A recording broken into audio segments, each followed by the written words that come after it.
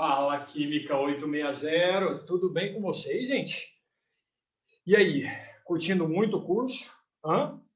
Já temos 8 módulos prontos, já passamos aí pela parte mais árdua, pela parte onde os conteúdos são mais tenebrosos, certo? Agora só falta ambiental e radioatividade, né? Fechando aí mesmo. E aí, gente, olha só, nesse módulo vai ser um módulo especial, por quê? Porque eu vou trazer a visão da biologia para cá. Esse módulo, o John vai fazê-lo, né? Vai fazer um pouco dele, e o professor, amigo meu, o André Stewart, né, que é um gênio aí da biologia, ele vai entrar com 3 aulas, pelo menos, né? Com poluição do ar, poluição da terra, tá? E poluição da água, tá? Então, você vai ver que vai ser um negócio muito top, vai ser um negócio, assim, de primeiríssima, viu? Algumas coisas, é lógico que nós vamos falar de forma repetitiva, né? Por quê? Porque é um conteúdo comum a biologia e a química, tudo bem? Combinado? Então tá tudo ok, né? Vamos lá, aulas do Stuart e aulas do John, viu? A gente fecha isso tudo lá e mata o módulo 9. Eu quero começar com vocês falando um pouco sobre chuva ácida, né? Até fazendo uma relação com os óxidos ácidos, uma relação com os ácidos inorgânicos, viu? Para isso, ó, vou compartilhar aqui com você, ó, vamos lá. Aula 1, João vai aparecer ali agora. Olha lá, vou compartilhar bonitinho aqui. Ó, Química Ambiental, aula 1, chuva ácida. Tá? O primeiro contato, né, aqui eu tenho certeza que é uma matéria que eu posso interagir mais com vocês, né, vocês têm um domínio muito legal sobre isso. Os óxidos que mais interferem no fenômeno da chuva ácida, que seria uma poluição relacionada à água, né, principalmente, seriam os óxidos de enxofre e os óxidos de nitrogênio, tá? Você pode estar pensando assim, professor, e os óxidos de carbono? Como que ficam nessa história? Né? Professor, essa poluição ela está mais relacionada com que tipo de ambiente? Vocês sabem que a chuva ácida ela está mais relacionada com ambientes muito industrializados, com ambientes muito poluídos, assim como as principais fontes de impactos ambientais. Ali existem muitos óxidos. Não que esses óxidos aqui não possam ser formados de forma natural, mas a ação antrópica, né, ela exagera, ela faz com que o percentual desses óxidos na atmosfera sejam muito grandes. Viu? Então, nós vamos dialogar legal sobre isso, mas os principais vilões são os de enxofre e os de nitrogênio. Tá? Vocês vão ver que isso aí vai ser algo bem, bem corriqueiro. Ó, cuidado, chuva, né? Aquelas primeiras chuvas, depois de uma grande estiagem, geralmente elas são chuvas com uma acidez mais elevada, né? Por quê? Porque existem vários poluentes ali dispersos no ar, que não precipitaram, né, até esse momento, entendeu? Então, olha que legal isso aqui, ó. É importante você saber que toda chuva é ácida. Isso é importante. É importante. Então, fica parecendo redundante, né? Professor, mas se toda chuva é ácida, por que a gente chama de chuva ácida? Gente, vamos lá. Toda chuva é ácida, tá? Por quê? Pela presença de gás carbônico. O gás carbônico é um óxido extremamente natural, né, devido ao processo aí de fotossíntese, de respiração, né, a gente conhece muito bem o ciclo do carbono em si, né, então toda chuva ela tem uma certa acidez, por quê? Porque o gás carbônico ele é um óxido de natureza ácida. Em água ele vai formar o ácido carbônico, que é levemente ácido, entendeu? Então forma o ácido carbônico e ele libera H+, né, e o bicarbonato. Ok? Então isso você tem que ter essa noção. Então, chuvas até por volta de um pH 5,6, ou seja, já está no campo ácido, né? De 7 para baixo, não é ácido? Então, chuvas até ali no pH 5,6, elas são consideradas chuvas normais. A gente nem nomeia elas como ácidas, mesmo que a gente sabe que elas são ácidas, tá? A gente deixa esse termo concentrado para chuvas que geram impacto ambiental, entende? Que geram impacto ambiental. Ou seja, chuvas que têm um pH ali abaixo de 5,5. Isso vai ser gerado normalmente pelo acúmulo de poluentes na atmosfera poluentes do tipo óxidos ácidos. Beleza? Então, olha só, já foram registradas chuvas com pH 2, gente. Imagina só uma chuva com pH 2. A concentração de H+ dessa chuva é muito preocupante. Tá? E a chuva ácida ela passou a ser mais problemática a partir da Revolução Industrial, né? Onde, né, o Stuart vai falar um pouco até sobre isso, onde a partir desse momento nós requisitamos mais, né, das máquinas, né, das indústrias, né, toda a parte de industrialização, ela reforçou muito esse conteúdo de gases na atmosfera, tá? Ok?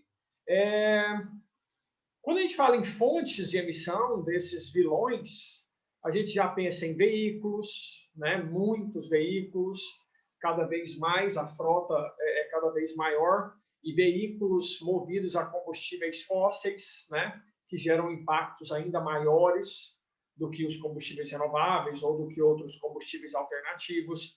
A gente pensa nas indústrias, a gente pensa nas termoelétricas, que são movidas a carvão mineral, né? Então, existem muitas fontes antrópicas aí, ó, de formação desses óxidos. Tá? Então, ó, a principal fonte de emissão de óxido de enxofre é a queima do carvão mineral, tá? Do tipo hulha ou algum outro tipo de carvão mineral.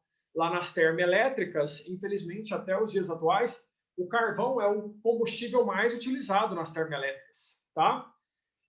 Além do carvão mineral, outros combustíveis também de origem fóssil, ou derivados ali do petróleo, também são muito utilizados. Então, essa é a principal fonte de óxido de enxofre. Tá? O enxofre é um componente muito comum como impureza no carvão, como impureza no petróleo. Quando você queima óleo diesel, que é uma fração pesada do petróleo, ele contém um teor, um razoável teor de enxofre, certo? Importante você ter essa lucidez, tá? Agora, os óxidos de nitrogênio, gente, eles são formados na queima dos combustíveis, tá? Naquela região ali, que é a câmara de combustão, ali entra combustível e ar, concorda? Né? Você tem a injeção de combustível e ar. O que tem no ar? Nitrogênio e oxigênio. Então, esses dois componentes, eles não costumam reagir no ambiente natural, entende? Não costumam reagir. O nitrogênio é muito inerte, então eles não costumam reagir.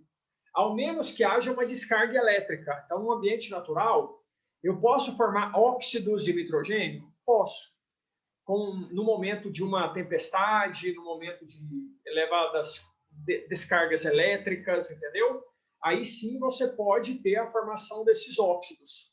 Agora, no ambiente ali artificial, numa fornalha, numa caldeira, numa câmara de combustão, né, zonas de alta temperatura, alta pressão, aí sim, né, dentro desses motores a combustão, é comum a formação de óxidos de nitrogênio. Legal? Importante, registra isso, papel e caneta na mão, vamos tocando o barco. Isso é fundamental que você conheça. Tá? Aqui algumas reações que geralmente o Enem ele te joga na parede em relação a isso. Tá? Você pode pensar o combustível enxofre inicialmente como S, tá? Elementar ali, aí ele começa a oxidar. A princípio, ele pode oxidar até chegar a SO2, né? Formar o dióxido de enxofre. Esse SO2 ele pode oxidar de novo e virar o SO3. Gente, esses dois óxidos são óxidos de natureza ácida, tá? Tanto o dióxido como o trióxido são óxidos ácidos. Então, esses componentes eles são classificados como ácidos, por quê? Como óxidos ácidos, porque eles reagem com a água formando ácidos. No caso do SO3, a reação dele com a água vai formar o ácido sulfúrico. Opa! Que é um ácido extremamente forte. Então, vamos lá, Enem. Um dos vilões da chuva ácida, quem é? O ácido sulfúrico derivado ali da queima dos combustíveis fósseis, tá? Agora, pensamos de nitrogênio, lembra? Nitrogênio e oxigênio reagem, podendo formar ali o NO. Esse NO pode reagir de novo e formar o NO2. Esse NO2 é um óxido ácido. Percebe que a reação dele com água formou, vamos, gente, o ácido nitroso e o ácido nítrico. O em amarelo é justamente um ácido vilão, por ser forte. Os dois vilões da chuva ácida são o ácido sulfúrico e o ácido nítrico. Vão fazer o pH dessas chuvas geralmente cair muito. Então, domine essas equações, tá? Não é tão difícil assim. Domine a leitura delas, não simplesmente o decorá-las, ok? Beleza? Também é importante você saber que essas chuvas, né, de natureza ácida, os componentes ali presentes, como eu te falei mais no começo da aula, eles também são produzidos no ambiente natural, entende? O que eu te falei? A questão da descarga elétrica, né? O nitrogênio e o oxigênio não reagem assim de forma no ambiente natural, no ambiente onde não há descargas elétricas. Agora, o que está escrito aqui, ó, os óxidos de nitrogênio podem ser formados pela decomposição de vegetais e animais e também durante descargas e tempestades. A energia dessa descarga, né, contribui para a formação dos NOx, dos NOx, dos óxidos de nitrogênio. Tá? Então, esses óxidos, eles podem vir de origem natural? Sim. Né? Agora, a problemática toda, né, se envolve na questão antrópica, né, na questão da intensificação, da exacerbação dessa liberação. Certo? Olha só, quando a gente fala, por exemplo, dos óxidos de enxofre, a recorrência maior, ou seja, no ambiente artificial, vamos dizer assim, é a questão da queima dos combustíveis fósseis, tá? Mas existem também fontes naturais que podem ser cobradas de você em um Enem, tá? A principal fonte natural de formação de óxidos de enxofre são as emissões vulcânicas, as erupções vulcânicas, os vulcões, né? E também alguns processos de decomposição, né, da matéria orgânica, eles podem formar óxidos de enxofre, entendeu? Ali numa decomposição em um pântano, né, em algumas regiões em particulares, a matéria orgânica, o que tem de enxofre ali, pode se decompor e formar óxidos de enxofre. Tá? Então, o que eu quis fazer a ressalva, né, nesses últimos momentos aqui foi a possibilidade desses óxidos terem origem no ambiente que não é poluído, tá? Contribuindo para que no ambiente não poluído a chuva tenha uma certa acidez, ok? Consequências, com certeza a biologia vai falar bem sobre isso, mas assim, essas consequências, pensa, um rio, um lago, um oceano, eles têm um pH ideal. Eles têm um pH de funcionamento, um pH de equilíbrio, entende? E que a chuva ela pode interferir nisso. Ela pode alterar, pelo menos momentaneamente, o pH daquela região, né, daquela água. E esse pH, existem muitos animais e vegetais ali presentes que são sensíveis a pequenas variações de pH. Né? Eles não toleram isso, viu? Então, você pode ter uma situação aqui, ó, de um desequilíbrio aquático muito grande, tá? No solo, isso também é sensível, entende? Você tem muitas florestas, né, que as folhas serão totalmente queimadas pelo excesso de acidez dessa chuva, tá? Alteração do pH do solo, e aí você vai ter que entrar com um processo de calagem, muitas vezes, né, para corrigir a acidez daquele solo que está muito ácido, interferindo na produtividade, né? Morte de peixes, morte de plantas. Lá, nas estruturas metálicas, lá na construção civil, lá no concreto, o excesso de acidez, ele interfere, gente, ele desgasta metais, tipo ferro, tipo zinco, ele sofre reações de simples troca, né, reações de oxidação, que estragam o metal, que estragam a estrutura com o tempo, entendeu? Você tem monumentos, né, importantíssimos aí, estátuas importantíssimas, que ao longo do tempo elas perderam a sua forma, perderam o seu desenho fino, por quê?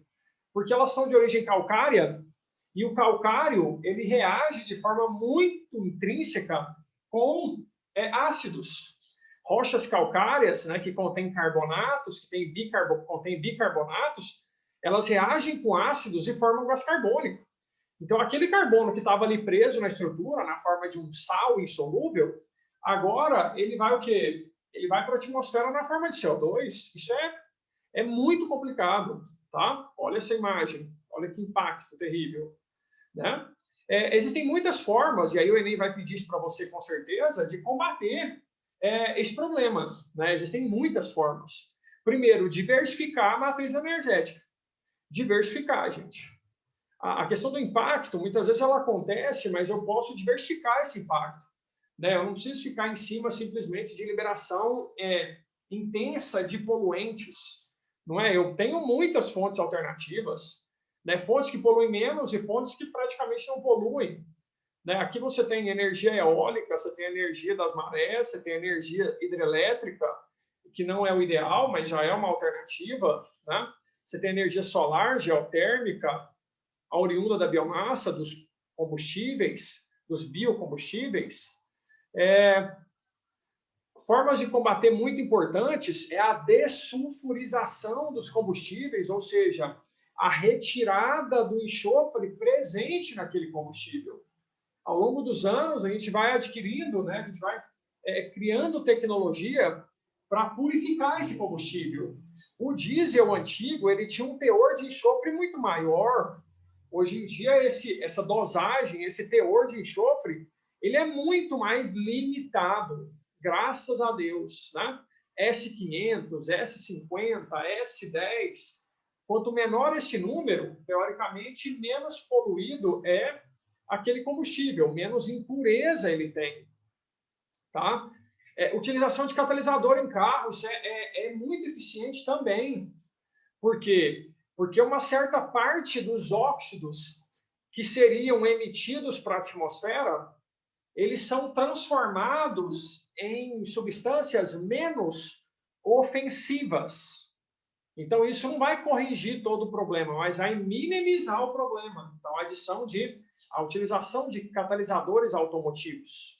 Isso é importantíssimo. Você tem uma chaminé. Na chaminé das indústrias, é comum que tenha substâncias para tratar os gases formados nas queimas ali. Entendeu? Então, ali você vai formar vários óxidos de natureza ácida. Então, é feito, né, teoricamente, tratamentos nas chaminés para que esse material, esses poluentes, eles não alcancem a atmosfera. Isso é muito louvável, isso tem cara de Enem, tá? Aqui é uma imagem, gente, de uma carcaça, de uma estrutura, de um catalisador automotivo, né, onde substâncias tóxicas provenientes lá da queima, né, elas serão convertidas aqui dentro em substâncias menos ofensivas, entende? Não é um mar de rosas, porque ali ainda tem alguns componentes que podem gerar impacto, mas com certeza há uma grande diminuição desse impacto, tá? Aqui o que eu te falei lá na chaminé, né? Você tem lá uma termoelétrica que queima muito carvão, esses óxidos ácidos, eles iriam para a atmosfera, né?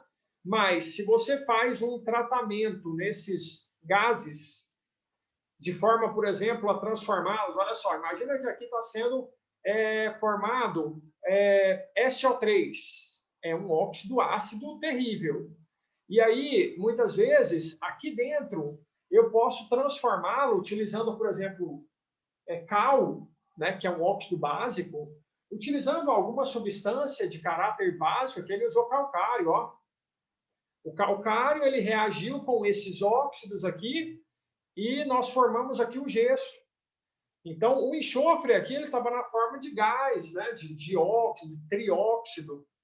Agora ele está na forma de um sal, não é um composto volátil. Então, você conseguiu fixar o enxofre, né, evitar a liberação dele para a atmosfera. Saca que massa?